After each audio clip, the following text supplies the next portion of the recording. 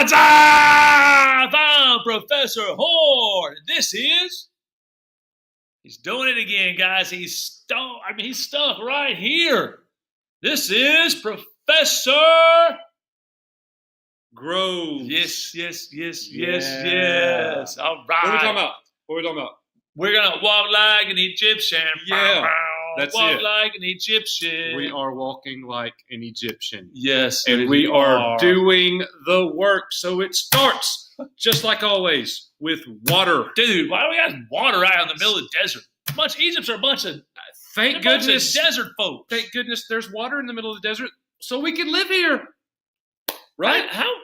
Honestly, just stop. This doesn't matter that much anymore. What? Look. Oh, it matters. How in the world do you have a river and there's sand beside it? Huh? I don't get it. I don't know. It's crazy. He's supposed to know the answer to this. Well, silt. Floods happen. The rich, fertile soil is spread throughout that area, and then vegetation will happen. Well, I don't know. But anyways, this river, that's how. It is so important. So very Absolutely. important. Welcome to the Nile River, the longest river in the world. And what's crazy about it, you got to remember this forever, it goes that way on the map. It goes that way on the map. That's right. Almost all the rest of them go that way. It does. Yes. Welcome to the Nile River. The Valley. Nile River. Life in ancient Egypt depended on this river, no life. The river brings life. Egypt was called the gift of the Nile. That should be in quotation marks there. Egypt was called the gift of the Nile because the Nile gave life in the desert. The Nile brought life to Egypt and allowed it to thrive. Biannual flooding, which is every other year, of the Nile made farming possible. So it would flood, right, Coach? It would flood. Now look at this title up here again. It says Egypt was called the gift of the Nile. Why couldn't they say that the Nile was called the gift of Egypt? Ooh, take that one. Could they go the other way around with it? I mean, it could, but without Nile, there is no Egypt. But if I'm Egyptian, my gift to me is the Nile. Which is first, the chicken or the egg? The egg. The egg? How you going to have an egg without no chicken? All right, let me tell you something about this river. Creationism. It was unlike the Tigris and Euphrates. The Tigris, Euphrates, remember, we call it the rivers of life and death. This is the river of life because it was predictable. They knew when it would flood. The river of life. Yes, it's river of life right here. Yes, it so is. Here you've got the Mediterranean, and look at this fan shape right here. Coach just talked about the Nile goes upwards. Okay, so to the north. So it's going to spread out and fan out there, and we call that a delta. So the Nile continued. Longest river in the world, Coach, over 4K. 4K. Isn't that your screen resolution? That's like, isn't that like a 2-mile run or something like that? That's like your TV. Like you get a cool TV, it's a 4K TV. It's like way better than 1080p. Yes. One day these videos are going to be so outdated, people will be like, 4K. Oh, I'm on my 8K TV. 4,000 miles long and greater. The Nile includes cataracts or rapids. So the Nile River has some eye problems? The Nile divided into several branches, you see there, forming a delta, a triangular area of land made from soil deposited by a river, and the flooding would help this. Coach, I thought the delta was an airline.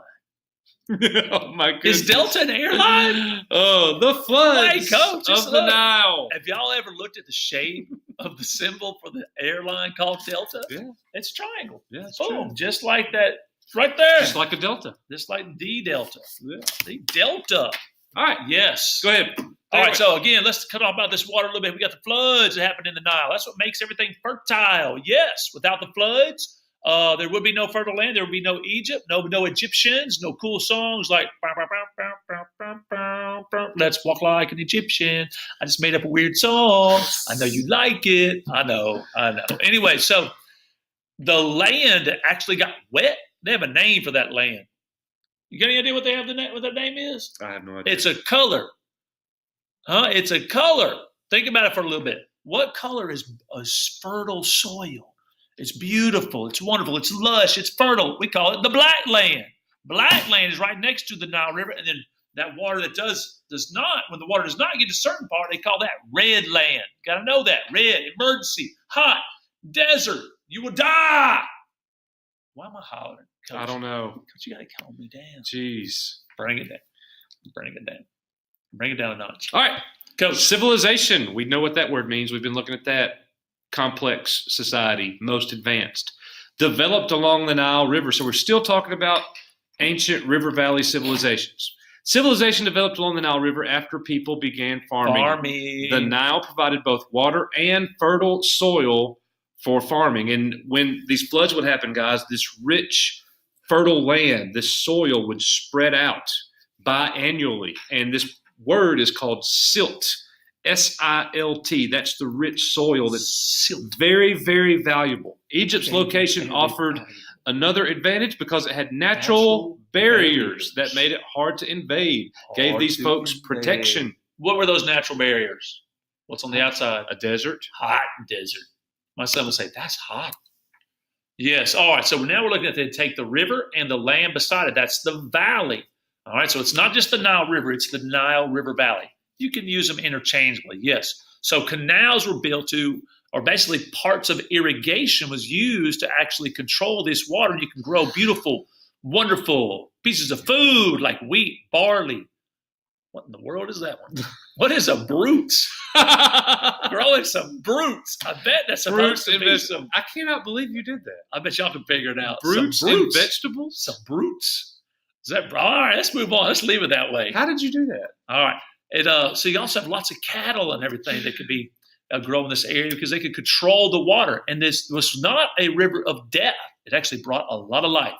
That's why if you go even to Egypt today, there's a lot of people. One of the more densely populated places on the face of the earth. Yeah. Yes. And it's talking about more natural barriers there, Coach. You got the desert, and then you got the Mediterranean and the Red Sea also providing protection. Oh, I forgot about the south. Look, so the Nile River is actually, it starts as two Nile rivers. You've got the White River, and then you've got the Blue River. There's the Blue Nile and the White Nile. They come together. See, this cataracts, that's where the rapids are. Yes, the Whitewater Rapids down there in the southern part of the Nile River Valley. Yeah. All right, check that out. It looks like you a little bit. Yeah, strong kings. Look at that. I'm strong and I'm a king. Yeah, King Groves. King Groves. Strong kings unified all of Egypt. Medes rose to power in Upper Egypt and united the two kingdoms. You had Upper Egypt, you had Lower Egypt. We'll get more into that later.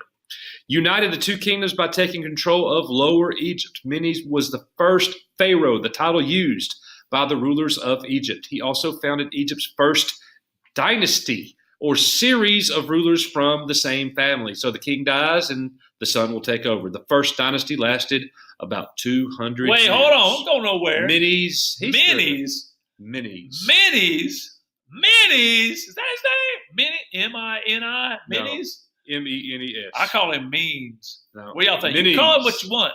Where is the Menes. means? Means? I think many is. What do you mean? Means. I means what I mean. What do you mean? Look at this guy, though. Is that him in the background? Yeah. I think that's him. There's Means or Minis. Minis, the first leader of Egypt, first pharaoh. Yep. Yes, that's number one. Menes number one.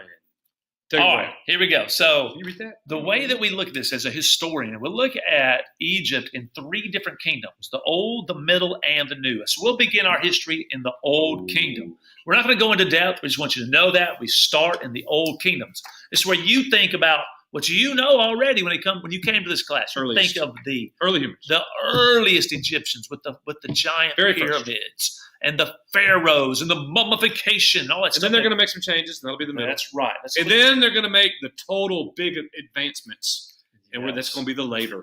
Okay. So that's the Old Kingdom, the first, and then the middle, and then the New. Yeah. So in the Old Kingdom, do you want to stay here for a second? Yes. No. We want to go on? Yes. All right, look. So in the Old Kingdom, you have servants and slaves and different groups of people. Man, this has been fun. I'm excited. It's a good introduction to Egypt. We'll get into the Old Kingdom, Middle, and the New here in a second. You guys are awesome. You're amazing. Stay involved. All right, Coach, what do you think? Just go. Just go? What's your MO? Just go. What's your MO? Just go. Egypt, part 2, Boom. forthcoming. All right, guys. This is not limited to 10 minutes anymore because you are in Screencastify Premiere. It's still going. It's still gotten everything we wanted to. I almost stopped. Can I stop right now? We could keep going. Fooled you! No. I'm kidding. All right. Bye. I'm glad that's over.